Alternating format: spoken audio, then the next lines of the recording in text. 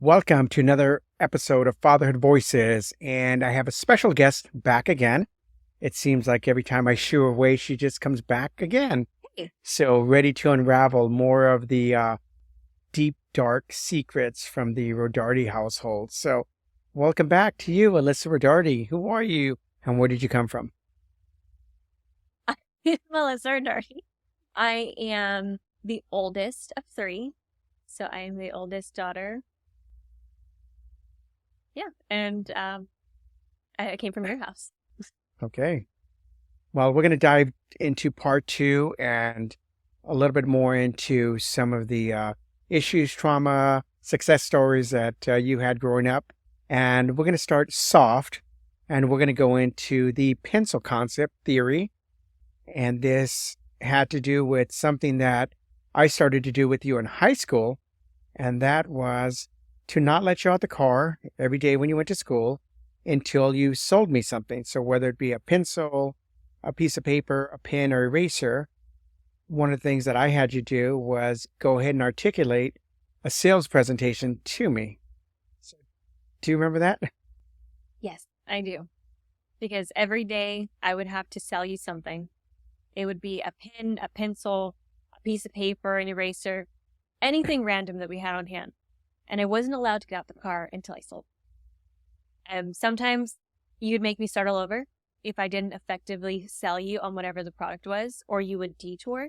And it used to frustrate me so much because I didn't understand and I just wanted to get to school on time.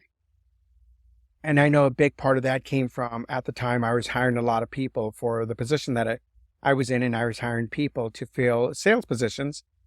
And so this is one of the tools or interviewing questions that I would utilize. And it was one of the biggest factors that I kind of used when I hired different teams and so forth. So I thought that could add value to you. And then fast forward a little bit later, you were hired for your first job, and a big part of it came from them having you sell something. Tell us about that. So one of my first jobs was in retail, and I got hired on because I had to sell them a hacky sack or like a beanbag ball. So when I came back in for the interview, they just gave it to me, told me to sell it to them. And I knew exactly what to do. I knew what to talk about because I had went through that process from high school. And at the time I didn't understand it. It was a frustrating, annoying thing that I had to do every day. Didn't understand why. It was just something that I had to do. But it ended up coming in handy because just right on spot, I was able to just know what to talk about, know how to sell it, and I got hired on the spot.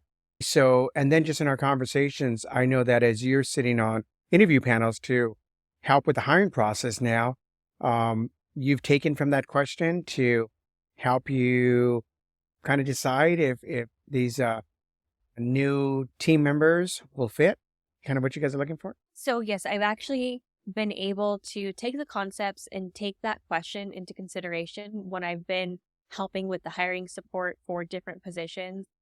It helped me get a better listening ear when people are selling themselves or when they're selling whatever was their previous position.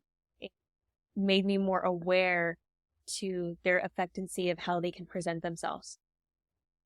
Got it. Okay, so another topic I want to dive into is your mother's birthdays and how it always seemed that they just seemed to get ruined. And it was either sibling bickery, fighting amongst each other, me with you, me with your sisters, and so forth. But one of the dilemmas that we face as parents, and I'll um, set up the story. I remember a birthday that your mom had a couple of years ago, and you wanted to take her to Glen Ivy. The problem was it was on her birthday, and of course you were over 18, but your sisters weren't. So it created a little bit, well, it didn't create a little bit, it created a big family fight because your sisters were like, well, wait a minute, you're taking my mom away for the day to go to Glen Ivy, and we want to spend time with her, and it's not fair. And that started disagreement, verbal agreement, and that just snowballed into, yeah, there was no winner in that situation. To recall that, and just kind of how you felt? And Yes, I do recall that day. I remember being really sad because my mom was looking forward to it. I was looking forward to it, and we didn't end up getting to go because by the end of that argument that just blew up, she ended up not wanting to go anymore, which was understandable to the argument that happened and the way that it blew up, but it really was disappointing because it was something that we were looking forward to have that shared experience. And it was, I mean, one amongst many birthdays and Mother's Days that got ruined. We just couldn't keep it together or hold the responsibility. And unfortunately, it was always my mom's occasions that would be the ones that got ruined. and I know that's a family dilemma that probably comes up more than people realize, especially when the adult children want to do something with their parent or parents that are um, maybe you need to be 18 or 21. And then you have minor children that aren't able to participate. And then how it can create a wedge or division because, as a mom's trying to be, mom or dad, you're trying to be Switzerland, but then siblings can get left out. Siblings can be left out if they're not old enough to go to a place or a place that's, adult oriented and so forth. So I can see where that can come up over and over again. I can see where that comes up, especially if it's not explained to the younger sibling, because in our case, I don't think there was effective communication to understand. Not that they didn't understand that they weren't old enough, but they might have felt left out. And like I was just trying to take my mom away for the day, but I just wanted her to enjoy her day. Because before that, we already had a track record of so many birthdays where they just kind of fell apart because we were now the responsible one for putting together and taking care of the person that keeps everything together and is normally responsible for everybody's arrangement. Wow. And when you say there was, did you say there was destruction during these birthdays? Oh yeah, there was destruction. I mean, tables were flipped sometimes. Cakes flew. Cakes flew. Dinner trays.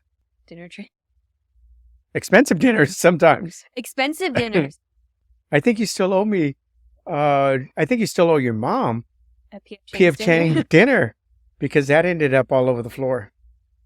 Yeah, that's not a moment that I'm proud of, but that was actually an altercation between us. You can write me a check if you want after this is over.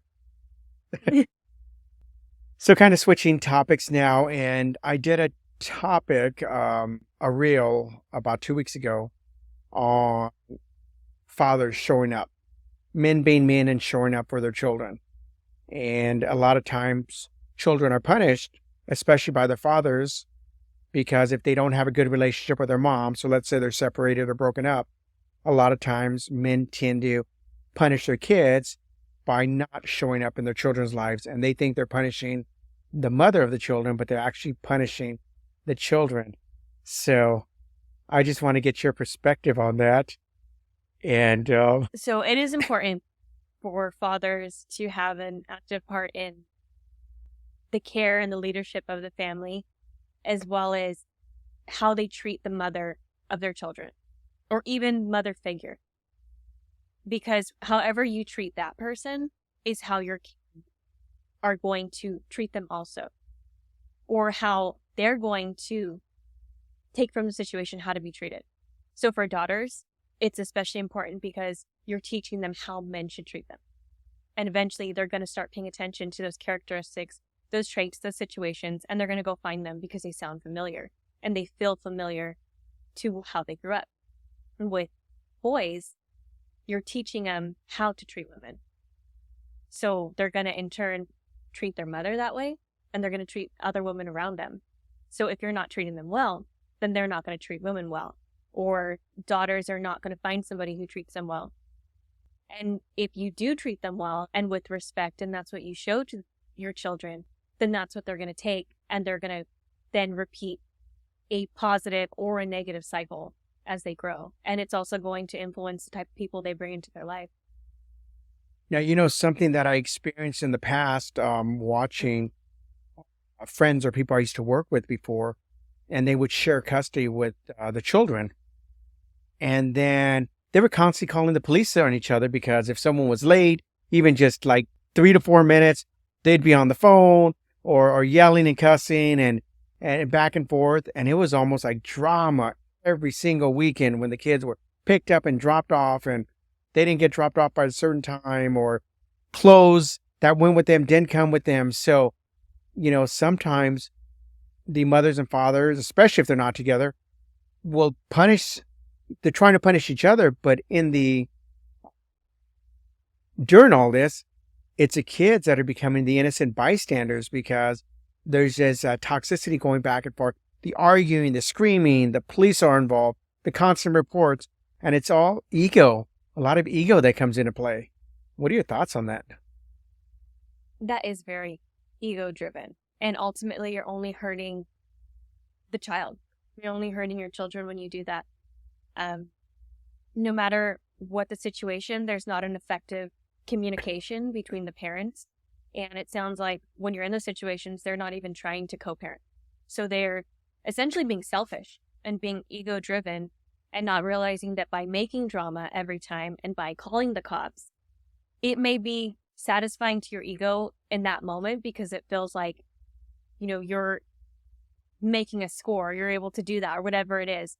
But ultimately, your child is always going to remember that these pickup drop-offs always had some type of drama.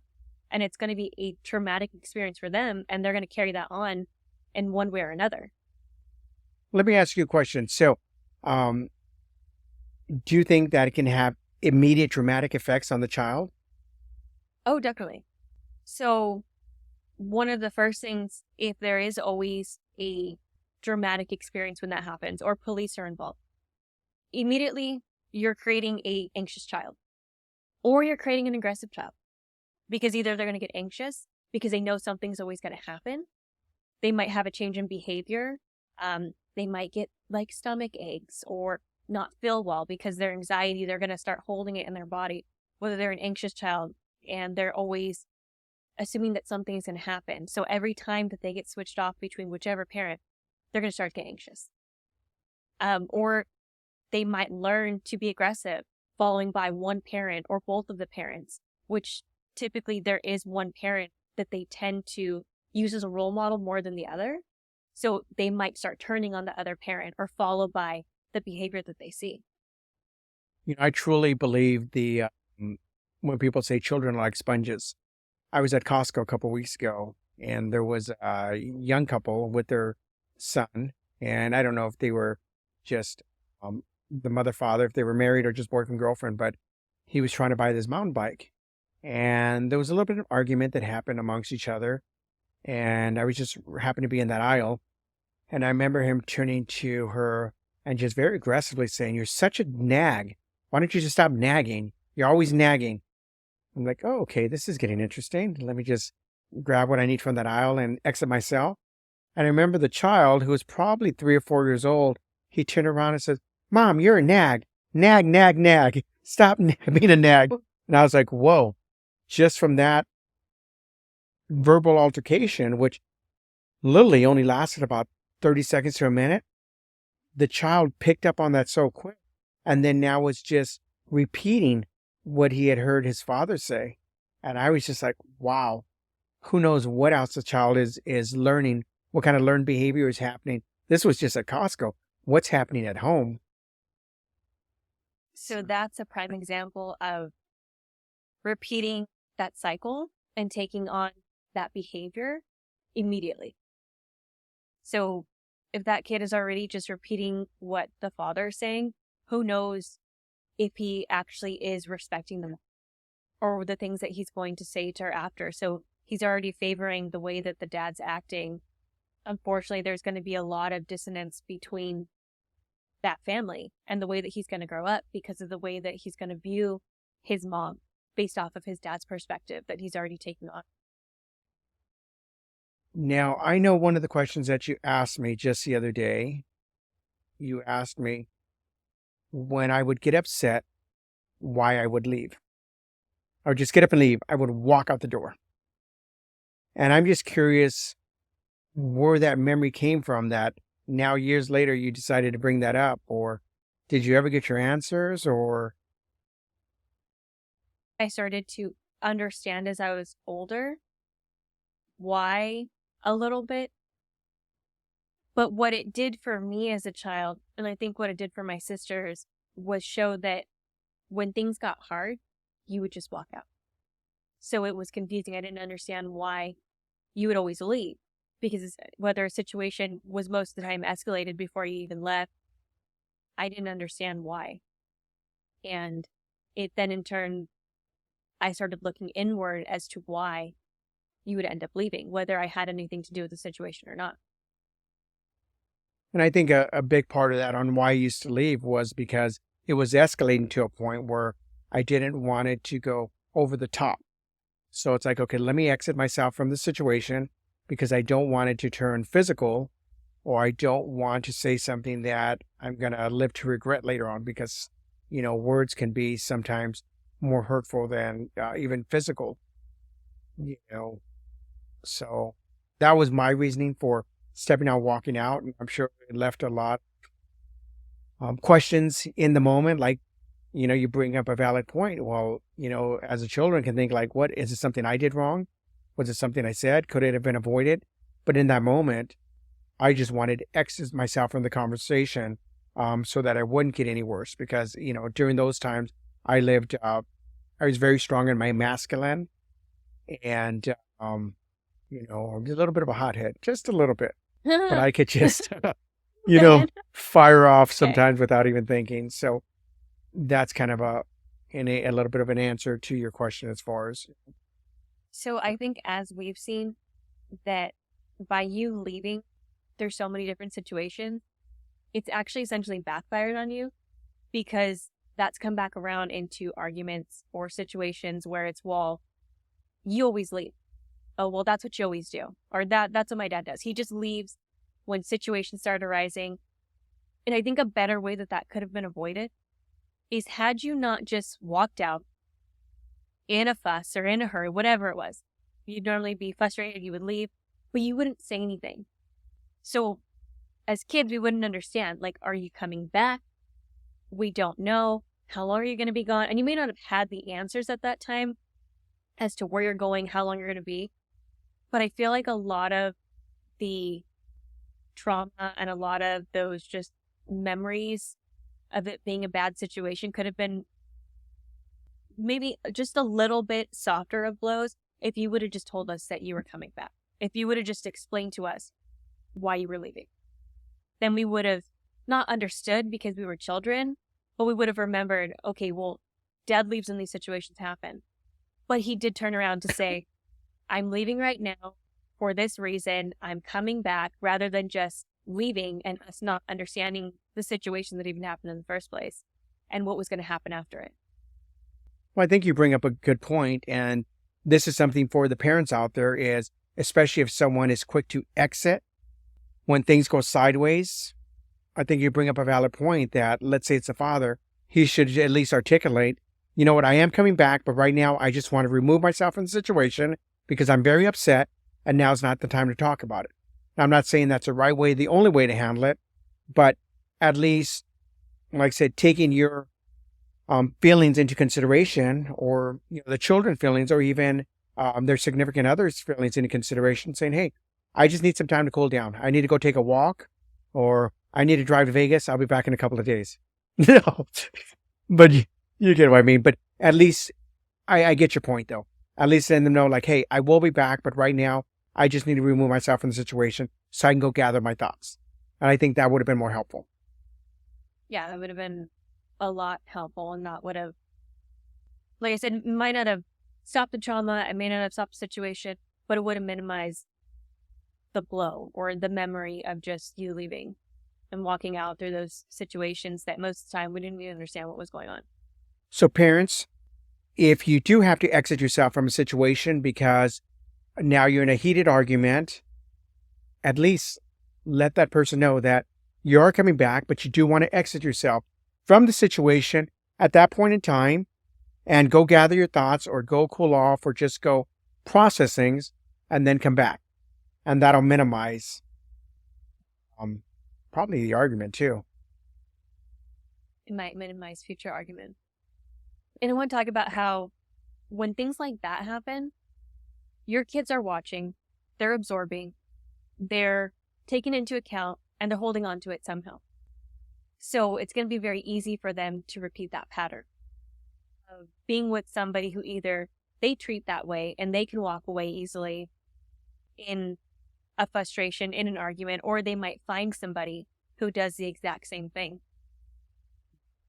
Or maybe they should just send the kids to the room so they don't see what's going on. Okay. It doesn't matter if you send the kids to the... Okay. Let's just talk about parents. When you're arguing, your kids know what's going on. Unless you're talking like in a very uptone voice and you're being respectful, you're communicating. But if you're just full on having a fight or arguing, your kids know what's going on. Even the younger ones, they're not stupid. They're, especially as they're growing, they're aware to their surroundings. They're aware to the change of tone, to the demeanor of the way that you're talking, what you're doing, what your body language looks like. They're very aware to what's going on. So unless you have the TV or the music blasting where they can't hear you at all, they know what's going on. Or they know that something's, if you haven't done it in a discreet way. So parents, for Christmas before their birthday, get some AirPods. And then when you start to feel tension happening with your significant other, put their AirPods on them and raise the volume and then continue on. Easy solution, see? So, what else would you like to unravel today from the chess box of the Rodarte household? I want to talk about... No. What? Well, I just seen your expressions. I knew it's going to be something juicy, so no. Oh, hold on. You didn't let me finish. Oh, exactly. So, okay. I want to shed light on... Okay, I'm out. Okay. I actually do want to talk about the fact that when you don't address the issues that you have from either trauma or from holding back emotion or from holding them back to where you blow them up and whatever it is, it does manifest in your body. And whether you realize it or not, your body's keeping counts of all those traumas. Your body's keeping counts of all those emotions that you're going through that you can't express. Like, for example, we talked about the last podcast. I wasn't allowed to cry. Well, now, as an adult, I cry a lot, which I don't understand. So I'm just, but I also... Maybe you're making up for all the years that you weren't allowed to cry. Oh, no, maybe I don't know. I think I'm a very too sensitive person now. But when I couldn't cry, that's something that I carried with me. Of like, I can't show my emotions, so I have to hold it in. In turn, I held it in until I couldn't take it anymore, and then I would blow up. So if you're not confronting these issues, if you're not confronting things that happen, eventually it's going to manifest itself into sickness. Because that's always what happens. Oh my gosh, so a download just came to me. I remember a time when you were at a family party and you broke your nose. And we knew someone's wrong with your nose because it was sideways, but we didn't want to really... sideways? It was pretty crooked. And we thought it might be broken. And I know we were going to head to Vegas. And the doctor wanted to snap it in place. And you wouldn't allow that to happen. I remember trying to bribe you. Just let them snap it in place and I'll buy you a $50 toy or something. No, because I would have been awake. Yeah, but it was just going to be a quick like snap. No.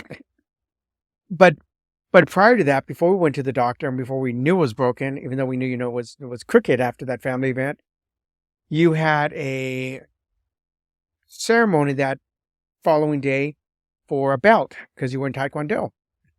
And I remember you were in excruciating pain. And I was like, I don't care. You're going to go to it anyways. Stop. Well, no, you weren't allowed to cry, but you were trying to cry, but I wouldn't allow you to. And I made you go to your belt ceremony in order to test for your belt. And even though your nose was... It was not that. You're so dramatic. It was pretty bad. It was slightly Can we tilted. put up a picture of a crooked nose? So we'll see if we can find it.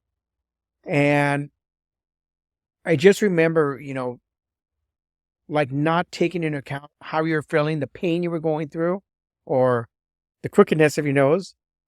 But just, I can now only imagine, how much trauma or just hurt, pain, embarrassment you felt being forced to go to that belt ceremony. And do you remember that? I do remember. Okay. Do you remember I had a belt ceremony? I had recently broken my nose, but I was in between scheduling. So I had been scheduled for surgery to get that fixed. But in between that was my belt ceremony. So I didn't have a choice. I had to go, regardless of whatever pain I was feeling. I had to just suck it up. And I actually do remember my sensei calling me out in front of everybody that was there and saying something along the lines of highlighting the dedication that I had to coming in, even with a broken nose, because we had to tell them when I was testing that I had a broken nose just in case something I couldn't be hit in the face. I had to be a little careful, but I was also having to test and still do all the movements, all the things that I needed to do. So it sucked at the time. It hurt. But then I also remember getting praised for going in.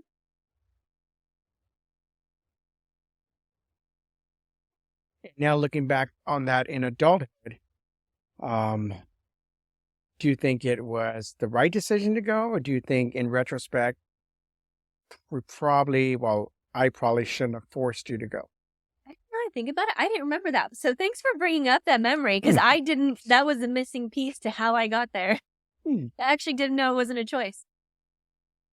I would have given my child a choice. It would have been better if you would have asked me whether I wanted to go or not, and just asked me some questions and just took into consideration my pain and just given me the simple out of being able to not go. Maybe you could have explained if I would have missed it, what the repercussions would have been. I would have had to wait longer. I wouldn't have been able to go get my belt or go test for it or anything. But it was like the option was just totally taken away at that time. Did you get your belt? Yes, I did. Did you break your board? Yes, I did. Okay, so then it all worked out That's then, not the right? point. Now, something else you brought up just in our conversation not too long ago was that you became very overprotective of your sisters.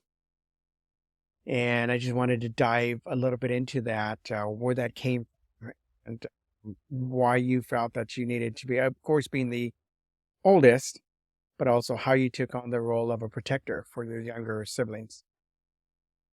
So as the oldest, at least for me, I naturally gravitate to being a caretaker. And I have that personality where I'm very nurturing and I like to take care of people, but I'm also very protective over those people, especially when it comes to my sister. And that started because of all of the stuff that was happening around me from childhood. When I was feeling like there was a lot of chaos going on, when situations would happen in the house or arguments, my first thought was my sisters. I need to make sure my sisters are okay. I need to make sure they're away from the situation. I don't know what's going on, but I need to make sure that they're placed over here, far away from what's going on. So I know that that's where it kind of started. And then as we got older, it kind of just, my need to protect and take care of them just kind of got more intense, to where today, like, I'm a very overprotective sister, but like more where sometimes it kind of backfires on me because I'm being a little too protective when they don't need it. But it's a product of my environment and who I became out of my childhood and what was going on around me. So when do you get to a point that you just finally release that shit and let it go? I'm actually still working through that. Eventually, you just learn that you can't always be there for somebody, that eventually you're going to have to allow them to just be there to take care of themselves. Because if you're always being overprotective and you're always there, then you're just enabling them. So I'm always here. I'll always be there in case somebody needs me, but you need to let it go in order for them to be the person that they need to be. So I actually have a question that recently just came up. And I remembered that as I was growing up, we were around family parties because our families like to throw big parties and we always had a lot of kids around. And, there'd be kids running around and playing. And you have the personality of just an adult child. Of like, you love to be out and go on adventure and play around and be silly. And that's something that I do admire about you. And yes, at times it can be embarrassing, specifically when we're out in public, but I've also come to appreciate it, of like how lucky I am, and realize that that's where I get my sense of humor from. I have such a strong sense of humor and playful personality because I partly get it from you. But what I remembered was that you used to love to be silly and play with the kids, and you were able to come down to their level and chase them around and, have that time with them, and you'd just be running around the house, whatever it was, wherever we were.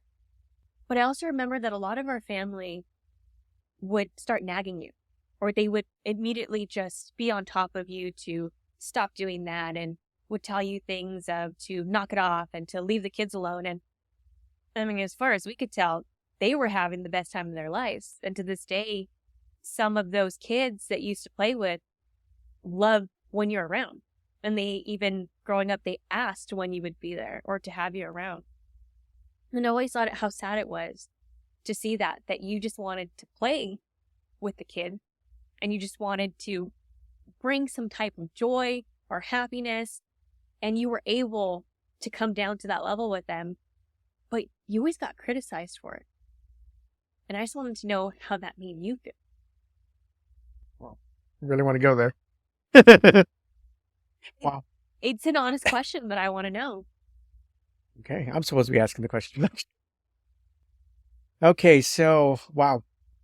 Wasn't planning to go there. We stopped going to family functions. And we've started again, but a couple years ago we stopped going. And I never could understand why. I just knew I didn't want to go to family functions anymore. I remember your grandma, your mom would say, "Hey, are you going to come?" Or "Why didn't you go?" And I remember coming back from my first week of sitting with ayahuasca. And I was driving back, and I never connected the dots up until this point. I was driving, and all of a sudden I had this download. It was a song that came on, and I don't remember which song, but all of a sudden I had this download, and I had this slew of memories that came back of all the times when we would have, there would be family events. And yes, I was the biggest kid there. I was the one always creating chaos and, getting the kids to do mischievous stuff, running around and yelling and screaming and, let's get some water balloons or squirt guns and just creating havoc, just having fun, and a lot of times I would get scolded. I would get scolded, in English and Spanish, "Why don't you act your age?